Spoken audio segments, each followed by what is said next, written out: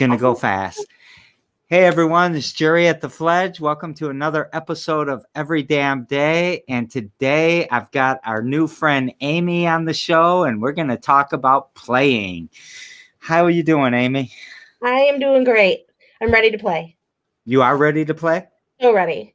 All right, so let's go. Let's start out with, tell us something about you. We don't really know you yet, and we're looking forward to our relationship, and let's get to know you a little bit. See, I am a Scorpio. I enjoy long walks on the beach. No.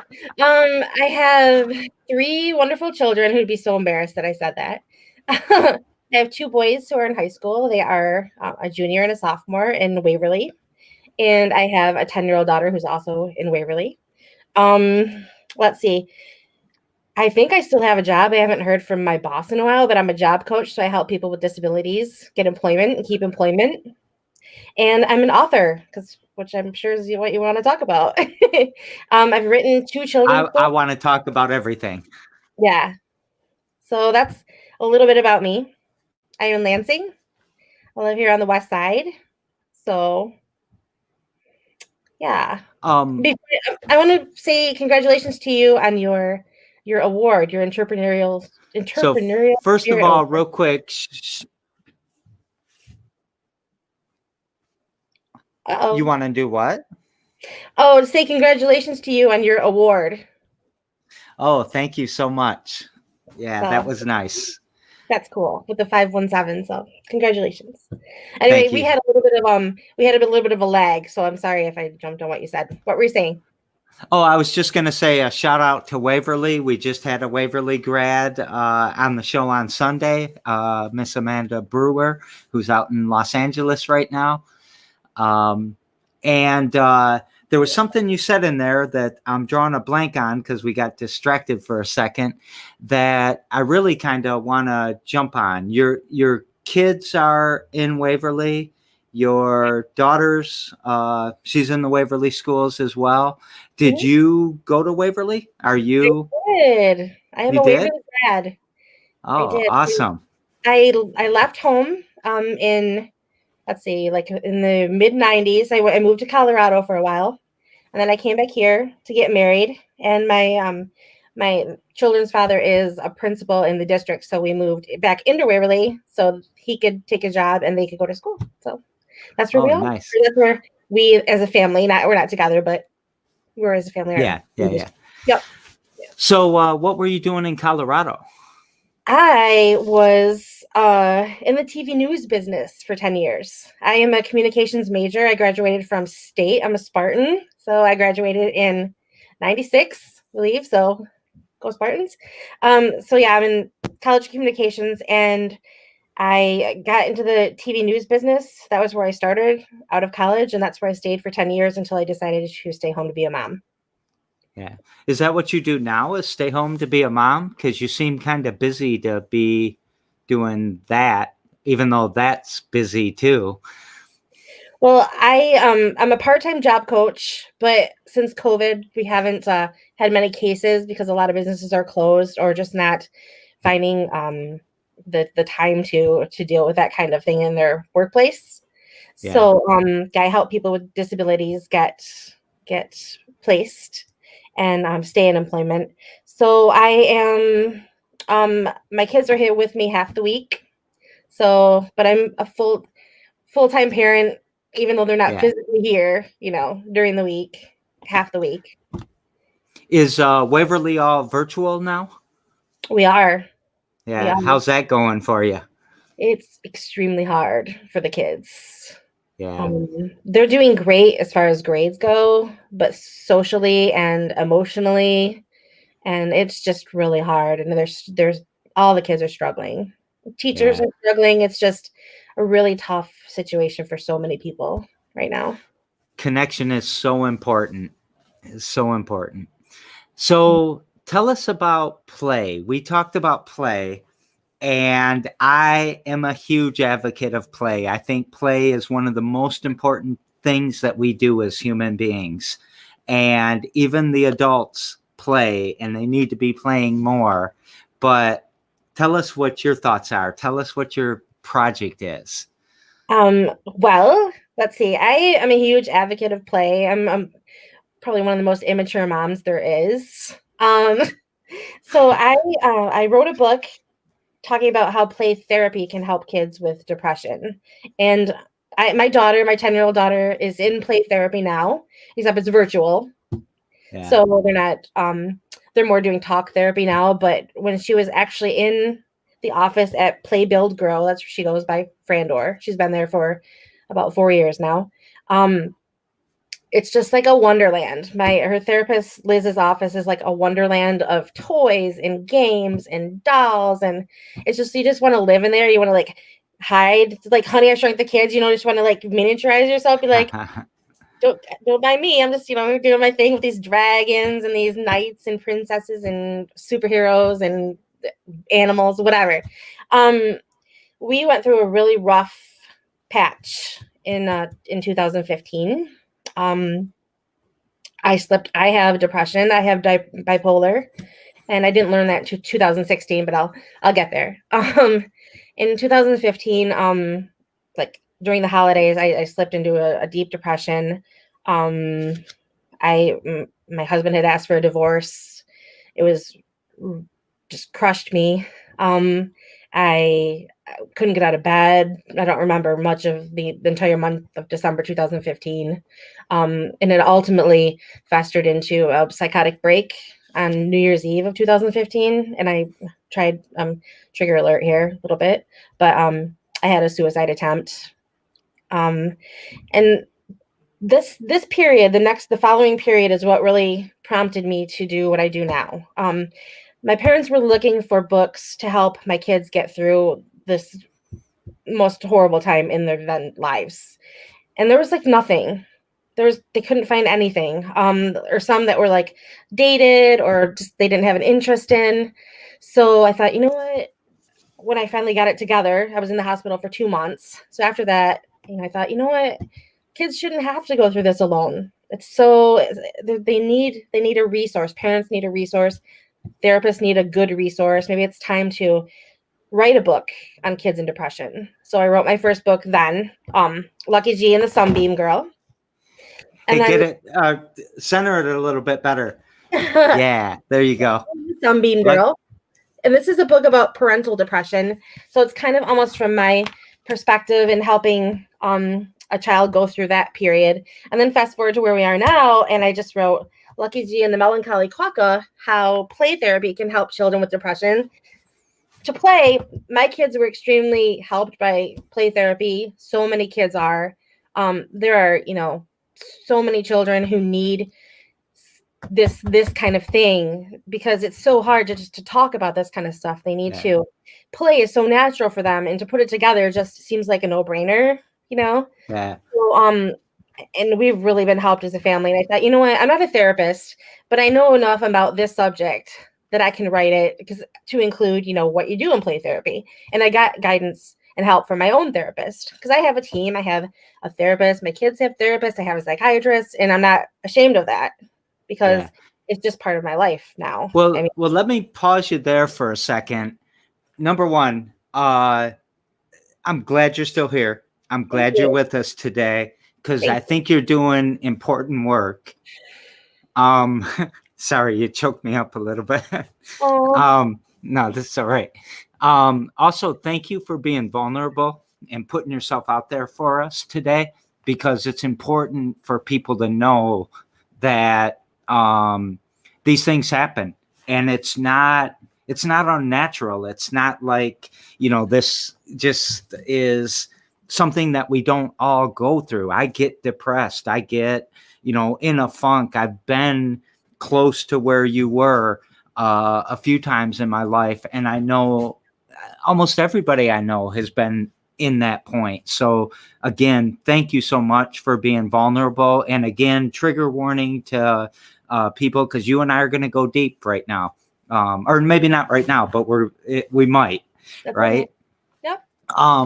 So I also want to, just for the crowd, what is play therapy? Like, define that for us, or maybe you were going there. And if you've got a story about it, however you want to take us there, please take us there.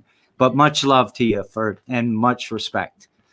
Thank you. Thank you for having me to talk about this because, like you said, so many people go through it, and so many people live in shame and live in secret, and it's I just want people to know it's not your fault, and there's no shame in our game. It's who we are. It's part of who we are. It's not just who we are. It's part of who we are, and we, you know, we're just doing what we can like everybody else.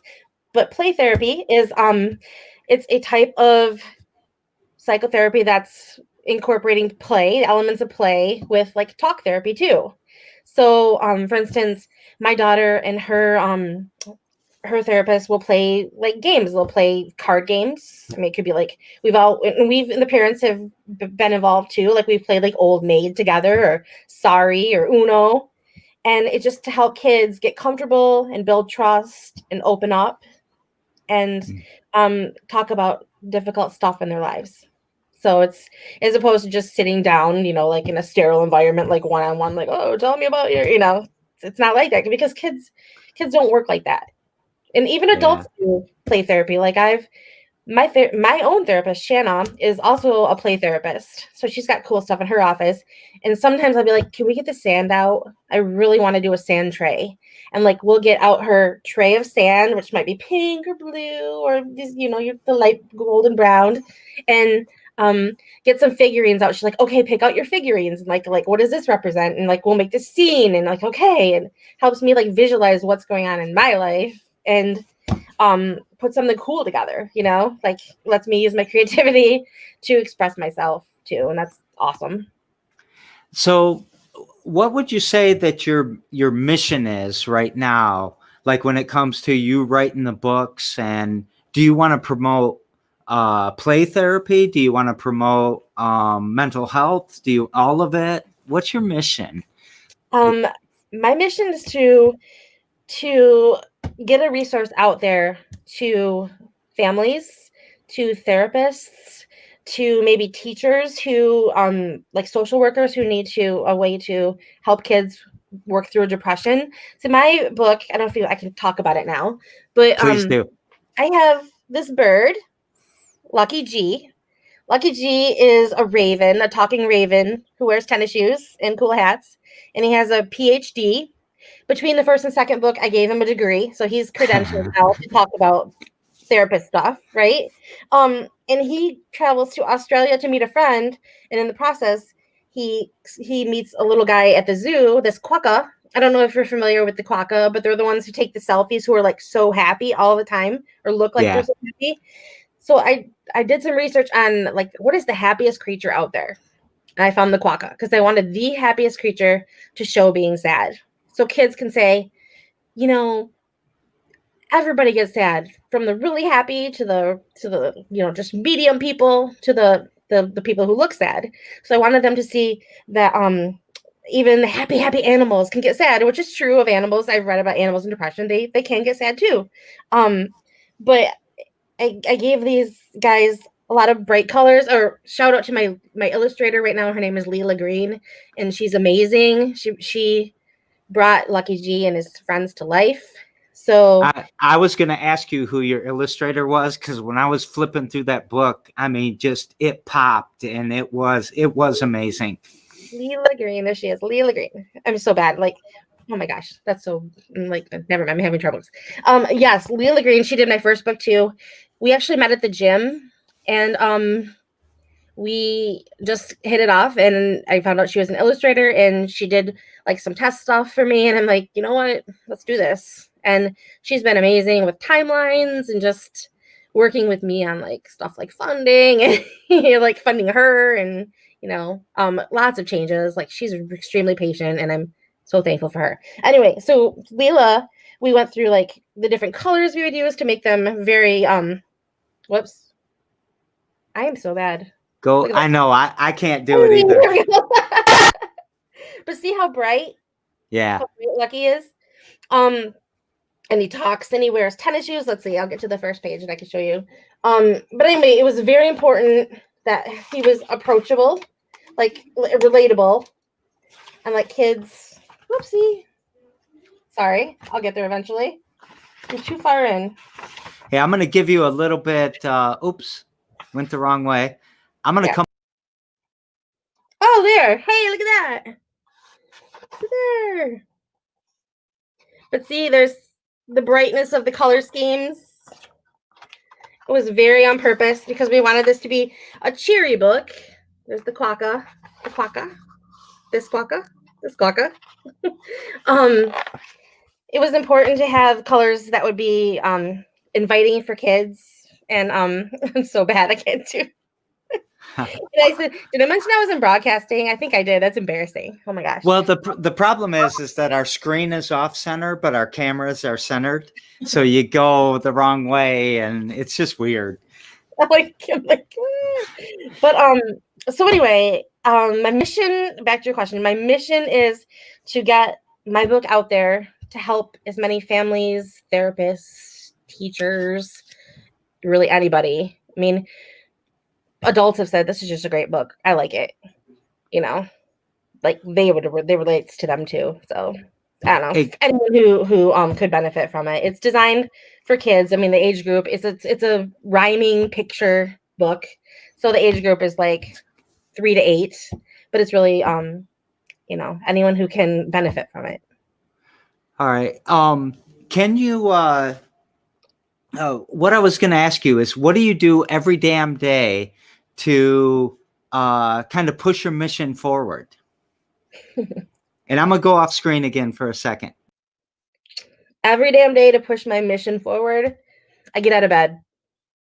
That's the biggest thing you got to do, is just get out of bed. I drink a crap ton of water. That's helps fuel my brain, I think, more than anything. But getting out of bed, with the exception of very rarely, I get out of bed and go on with my day. Yep. Got to get out of bed, guys. Got to get out of bed. Is there, so I don't know, like how many books have you sold? How well is it doing? How, all of that? I don't even have the answer to that question. We released on November 1st. And I know of like 4 people personally who've bought the book, but I can tell you that my publisher at last check a couple weeks ago said he knew of 24 books that had been sold. This morning when my mom was on Amazon, she said, "Oh, it says you're almost out of stock. But more is on the way." I'm like, "Oh." So I emailed my publisher. I'm like, "Does that mean, like, do they really not have books left? And like, how many do they have?" And I'm a journalist, so I'm nailing this poor guy with Victor at Loving Healing Press is amazing. I self-published my first book. This time around, I actually shopped a publisher, and he got back to me within 2 days and said, "We've been looking for something like this." And we just went with it. Like, it blew my mind. Like, I was sending him information. He's like, "Well, I think we can start working on the contract." I'm like, "What? We're doing a contract?" I had zero idea we were moving in that direction. Like, I was so clueless, but it's super cool. So, we can buy this on Amazon? You can. Yep, it's Lucky G and the Melancholy Quokka is the name of the book. It's on Amazon. You can buy it straight through my publisher at Loving Healing Press. Apparently it's also on Amazon Australia. Who knew? But I knew that I just found that out today. And there are a couple other online publishers in Australia. It's on barnesandnoble.com. Coming locally, it'll be at Everybody Reads bookstore on Michigan Ave. Eventually they'll be they are carrying my first one. I have a couple copies there. They're my only local distributor. We love you, Scott. I'll just say. Love Scott. We love you, Scott. Love Scott. He's getting it. That's on the way. It will be at the Self-Esteem Shop, which is a big like therapist resource in Casco, Michigan, which I think is St. Clair County. I don't even know. It's down southwest somewhere, right? Yeah, they're something getting like the book too. So yeah, we're just getting it out. Like I said, it was released on November 1st. We're not even a month in yet. So maybe you could send me some links and I'll put it in the description and all of that so people can see it and buy your book. And I would love people to check out my website too, because I do some blogging and stuff on there, but just amylymanauthor.com, but I can send you that too. Yeah, we'll put it all in the comments or the description, okay? Exactly. So, have you ever, man, there's so many things I want to talk to you about. How do you see your book as like it's therapeutical? Like I could buy that book and it could really help me get through something or help me teach a kid how to get through something. I mean, do you see yourself as that impactful? Gosh, I sincerely hope so. I don't want to say yes and then seem like I'm like an arrogant jerk. Um, I've had people say so. How about that? Like people beyond me have said, I had no idea what I was in for when I read your book. I thought, oh, it's this little cute little book. Wasn't exactly. I mean, it's cute, but it's beyond cute. Yeah. The same for the first one. Like I know dads who struggle with depression who related to the mom in the book, and it brought them to tears, because you can see yourself in other people's story. It doesn't matter if they're man, woman, animal, like in this case, in the Lucky G book, in the Quokka book. Yes, I very much am mindful of how that it's not fluffy. It's not too graphic, but it's not fluffy. Like Yeah. it's got substance. Like they talk about, hey, you're going to have to put the work in. This is not going to be an easy fix. You're going to have to do your therapy. You're going to have to drink your water, eat good food, sleep, exercise. It's like all the good self-care stuff too. So that's like a Yeah. page of the book. I'm like, okay, kids, I want kids to know it's not like, oh, this magic fix, like poof, okay, you're done. It's not. Therapy or depression's not like that. If anyone who's ever had it knows, it's hard. It's a struggle and it's a journey. So I'm sure you know what the Maslow hierarchy of needs is. Mm-hmm. And in the middle there is connection. And like we were talking about in the beginning, school and work has kind of disappeared. Our connection, you and I can't give each other high five or anything like that. We're losing connection right now. The quarantines and the COVID and everything that's happening. How do you feel like you went from, all right, I'm going to write this book kind of about me and my journey, and then all of a sudden, poof, you are super relevant. Like everybody needs your book. It was weird, I didn't initially set out to do this book as like a connection to COVID because of I just it didn't resonate with me at all. But now because like kids are not connected to sometimes anything other than maybe their family and their devices. Like we tested this book on a 7-year-old and he said, I can see Blue as I'd like Blue to be my friend. Like he said those words, and I'm like, this is a little guy who's not like around his peers. Yeah. So like they can. It's like I'm like, oh, I wish I had a plushie. Like I really want a plushie for you. Like, and these need to be plushied. But it just shows like how they are just longing for those days and those days to be again. So this is going to be a bit of a weird question. I might walk it through a few stages, but is this book relevant to everybody? That's funny because my publisher just emailed me and said the first mistake authors make is that their book is for everybody. And he's like, you have a very special niche book. He would say no. Okay. I would say yes, because everybody knows somebody with depression. Yeah. Whether it's yourself, a child, even anybody. I just think why not? We have great books on our shelves that don't necessarily pertain to you. I mean, that's great books from history, and then why not a great book that's a great resource, and you never know who it's going to help. I mean, it's nice to have in your tool belt, like when you run across somebody, they're like, you know what? I have a book you can see, and it's just a beautiful. And my friend who just got it touched it and said, Amy, it just feels nice. I mean, it's funny you say that because when you show me, you sent me a PDF for me to look through, but when you show me the physical, I could feel it. I could really feel that book. It felt. I'm gonna send you one. I'm gonna get you one. You're gonna get one. I mean, I couldn't feel it, but when I saw it, I knew how it felt. And Mm-hmm. I don't know. That's weird that you said that because that's exactly what I thought when I saw that book. Look at and then it's just inviting. I mean, it was very, Yeah. like I said, we were very conscientious about the colors and just being warm. And it's not like stark and startling that would scare a kid. Yeah. I'm a mom. I'd like to think I know a little bit about kids. I'm not a therapist. I'm not that level of knowing about kids. But I'm a dad and a granddad, and I don't know shit about kids. I thought I did, but I don't know anything. I know, like I said, a little bit. Like, well, these are the colors that are supposed to be like calming, and they were to me. So I thought, okay, if they are to me, then we'll kind of go with that. And Lila and be just like, try this shade of green or try this blue. So I look at depression on a continuum, right? Where, there's being sad, that you kind of waver back and forth. And, maybe Thursday when we get the turkey out, some of us will be happy. Some of us will be sad. Some of us will miss somebody. I lost a daughter to a fentanyl overdose. We're going to miss her very much on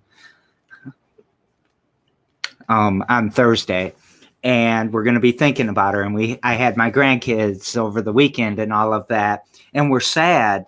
And sometimes it builds up. And is there a line that people cross where you're not depressed, now you're depressed? Or aren't we all depressed?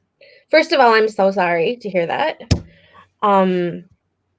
Really, really sorry to hear that. Gosh, I'm like lost my train of thought because I just got lost in your story. It's just going to be different for people. Like I'm a member of NAMI. Are you familiar with the National Alliance on Mental Illness? I'm a I certainly am. And I've went to their connection support group since I got out of the hospital, and I've been a facilitator for them for 3 years now. And we were talking about the holidays on Monday night, and talk about like I might be able to see my mom, or I might be able to see my grandma, and like, do we put them on a device at the table? Like what do we do? And it's like it's just going to be different. It's just going to be different, and it's okay to be sad. Everyone's sad. It's just been a really hard year. And I said, well, hopefully that, the vaccine is in sight, or if this thing, it'll just like work its way out and work its way down. And it's just a really, really hard year. So I don't know if I answered your question or not, but. Well, yeah, we're just talking, right? We're just getting to know each other. So I can hardly remember my question because I got thrown off by my story as well. But I guess to me, I think it's good to talk about mental health. It's good to talk about depression and mania and all these other things that we're always dealing with, and loneliness.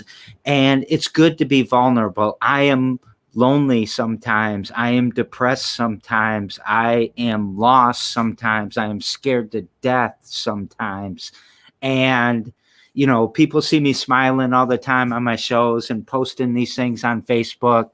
That's a persona, right? Deep down inside, we all have a lot in common. And you're out here saying it. I'm going to be out here saying it too. You guys, we've got to take care of ourselves, and we've got to take care of each other. Because we want us all around. We need our community. We're all part of the recipe. So I'm getting lost. So save me. You're the broadcaster. You got to save the show. No, you're right. We have to take care of yourselves first. I mean, you have to be able to put that oxygen mask on, right? Yeah. And take care of each other. It's just so important. It's like to think, oh, I don't know anyone who has depression. It's like, yeah, you do. You may not know it, but you do. So like, I got some pushback from my first book in one of the in the school district, and they said, well, I don't really think I have anyone on my caseload with this problem, and there's not any room in the budget, or like you can see resistance to the mental health. It's just like there's just like stay away, right? Yeah. It's like, yes, you do, and it's important. It's important. Not to say you don't necessarily have to have my book, but you have to acknowledge it. You have to get kids talking about it. Other countries are so far ahead of us in that capacity, as far as like getting it into the curriculum and like putting kindness first before multiplication. And it's just, we got to start here. We got to start with the fundamentals of being a good person. And that's where Amy fits into everything that we're doing, is that we want to lead with kindness. We want to lead with compassion, no matter what we're doing, whether it's some capitalist entrepreneurial thing or trying to make the community better. or healthier. And I guess one of the things I was trying to struggle, or I was struggling with, that I wanted to say, I do understand the difference between being sad and being depressed and being crippled in bed and not wanting to get up, like you talked about in the beginning. So I don't want to belittle in any way depression, because it is a real thing. People can't just pop out of it. Just, I'm sure you heard that, right? Yeah. Yeah. And it's a whole different ball game, but like I was diagnosed with bipolar in 2016, and that's like a whole other roller coaster ride. Yeah. But that's like for a different time. But anyway, so we all have our own struggles, whether they're diagnosed, undiagnosed, or they're not even mental health struggles. We all are struggling, especially this year. So I don't know. I'm just excited I can bring a little piece maybe of hope to the puzzle. Yeah. So I'm going to switch to my guest who was on yesterday, Okay. Carla. And she owns a campground, and we were talking about helping the homeless and helping foster kids and all of this through her, her being able to give them a space to come and play and all of this. And her question that she wants to ask you is, what is your favorite game? What do you love to play? Oh my gosh. Hers was euchre. Yes. I was going to say, I don't know about kids. I have started teaching my high schooler how to play euchre. I feel like that's the path he needs to be on right now. Every kid that age should learn how to play euchre. And it's right. Midwest. It's just a Midwest thing you have to do. It's just, you have to do it. Yes. Love, love, love euchre. I love euchre too. Yeah. So on my show tomorrow is Tommy, and Tommy owns Great Lakes Virtual Reality. So he's a virtual reality guy. So I'm sure he's playing all the time as well. What question would you like to ask Tommy? Tommy. I'd like to know, Tommy, what did you want to be when you grew up? I think he's going to like answering that. What did you want to be when you were growing up? So many different things. I went through a phase of being a professional tennis player. So I was big on tennis when I was a kid, and I played in high school and stuff. But by the time I got to high school, my dreams have kind of fizzled out. I knew the reality was that wasn't going to happen. Did you have one of those heavy discs that had a ring on it, and you could hit the tennis ball and it would come back it was on like a string? No, but you know what I did? I would hit the tennis ball against my grandma's house. And she would just let me beat the heck out of her siding. And like, I remember one time I hit it and it knocked over a picture frame and broke it, but she still let me do it after that. She was like, my grandma was something else. So, grandmas are cool. I did want to be a journalist at one point. I just love to ask questions and learn stuff, like a knowledge junkie. I wanted to be a lawyer at one point, all sorts of fun stuff. Yeah.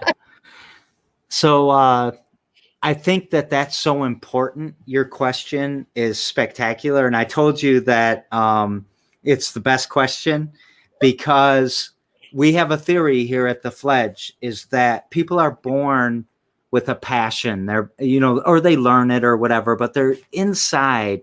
They sort of know what they want to be.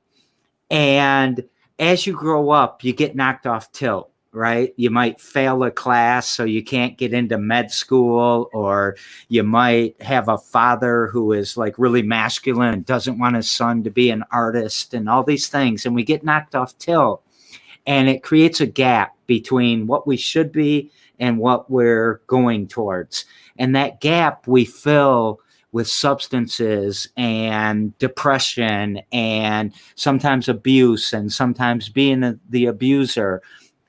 And what you're doing, to me, is showing people that you can close that gap, and you don't need to fill it with the depression and with the substances and all these negative things.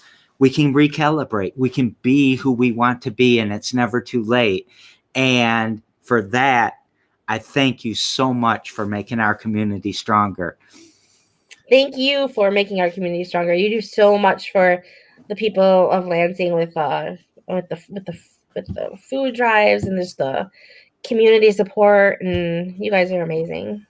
So I've been waiting for like 35 minutes and 4 seconds for you to ask me what I wanted to be when I grew up. Oh my gosh, I'm so sorry. I thought we were gonna have that conversation off camera. Okay. Yes. What did you want to be when you grew up? I wanted to be a window washer. I wanted to be one of those guys that got up on the thing and washed windows. I thought that would be so exciting. It would be risk taking. It would be scary. It would be something that other people don't want to do. And I think at the Fledge, I get to do that. Even I go up on the high ladder and get up there and paint the very tip of the building or whatever. But taking risk, I think, is what I wanted to do. See, I have nothing but respect for the people who wash the windows and do everything with heights, related to heights, because I am such a baby in that area. Like, yeah, oh, it scares the crap out of me, man, but I just love it. I love that adrenaline. Adrenaline junkie. Nice. Yeah. That's awesome. So give me a couple seconds to take care of some Fledge business. Please subscribe to the Fledge's YouTube channel. We have every day at 2 p.m. We have our coding club has started on Mondays at 3:30 now. We have 10,000 Fledges on Saturdays, and we have 99 problems, but a pitch ain't one every Friday at 9 a.m. Come pitch sometime. I have a question for you. Yeah. I saw something on the calendar that said therapy hour. What is that? Oh, Therapy Thursdays. Therapy Thursday, yes. What is that? Every Thursday at 9 a.m., we all jump on a Zoom call and we have a subject that we talk about and we just talk. So sometimes it's relevant to a person. Sometimes it might be outside of the scope of what they're dealing with, but we're just trying to, one, recognize that therapy is important, that we need to take care of ourselves and each other, exactly like what you said, and just get out there and show that, you know, even the most masculine can be vulnerable. Even the strongest can be vulnerable. And in a lot of ways, your strength comes out of your vulnerability. And don't think that courageous people aren't scared, you know, and don't think that happy people don't get depressed and don't get sad and don't get all of that. So it's about that. And anyone's invited. Anyone in the world will fit you all. So, I love it. Love it. Love it. So this is the point of the show where we're kind of closing up. And I always ask my guests to take us out with something. So do you have something you would like to take us out with? It could be deuces, see y'all later. Or it could be something really super profound or somewhere in between. Yeah, it's going to be profound. I have to go there. I feel like I need to. It's a need. Just if you're struggling, you guys, just hang in there. Just reach out. Don't keep it inside. Reach out to someone you love. NAMI, as I mentioned, is awesome. The National Alliance on mental illness. Just do your best to get out of bed. Just do your best to get out of bed. And if you have to stay in like one day and binge watch Netflix or just put those covers up and just snuggle your favorite teddy bear or whatever, it's okay. That's okay, because we've never seen anything like this, and it's hard. So thank you. Amy, you are a rock star, and thank you so much. And I bet your book is gonna just create waves and ring through history. And I can't wait to get a copy and be able to feel it in my hands. And it sounds like a perfect Christmas gift. So not to go too commercial with the show, but buy a gift for somebody. Somebody's out there that needs that book, and they need to know, and they need to see the colors. And hold it. Support local author. I'm trying to make this my job, you guys. That's right. You're recalibrating. You're getting your gap closed. So, Amy, thank you for who you are, and thank you for being part of this community, and thank you for making us stronger. Thank you. It's my pleasure. All right. I'll see you all.